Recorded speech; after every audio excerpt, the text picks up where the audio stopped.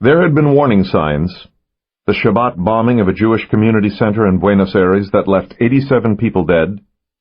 The bombing of an Istanbul synagogue precisely 1 year later that killed another 28. But Rome would be his coming-out party, and Rome would be the place where he left his calling card. Afterward, within the corridors and executive suites of Israel's vaunted intelligence service, there was considerable and sometimes belligerent debate over the time and place of the conspiracy's genesis. Lev Ahroni, the ever-cautious director of the service, would claim that the plot was hatched not long after the Israeli army knocked down Arafat's headquarters in Ramallah and stole his secret files. Ari Shamron, the legendary Israeli master spy, would find this almost laughable, although Shamron often disagreed with Lev simply as a matter of sport. Only Shamron, who had fought with the Palmach during the War of Independence and who tended to view the conflict as a continuum, understood intuitively that the outrage in Rome had been inspired by deeds dating back more than a half-century. Eventually, evidence would prove both Lev and Shamron correct. In the meantime, in order to achieve peaceful working conditions, they agreed on a new starting point.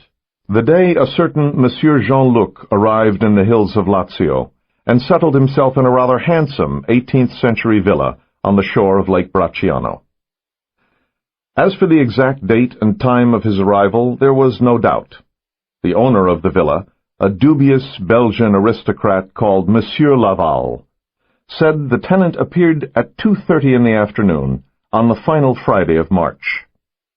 The courteous but intense young Israeli who called on Monsieur Laval at his home in Brussels wondered how it was possible to recall the date so clearly. The Belgian produced his lavish, leather-bound personal calendar and pointed to the date in question.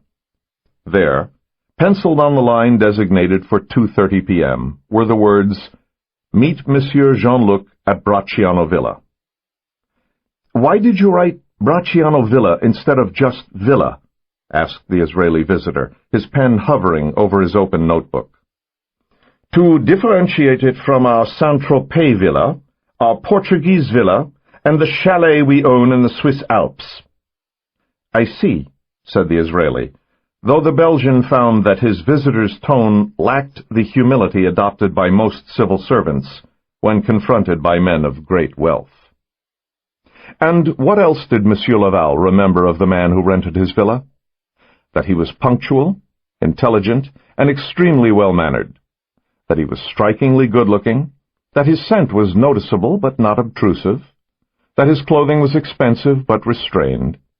That he drove a Mercedes car and had 2 large suitcases with gold buckles and a famous label.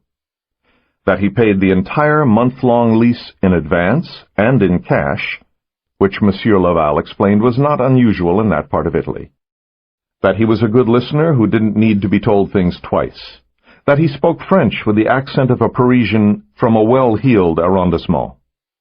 That he seemed like a man who could handle himself well in a fight, and who treated his women well. He was of noble birth, Laval concluded, with the certainty of one who knows of what he speaks. He comes from a good bloodline. Write that in your little book. Slowly, additional details would emerge about the man called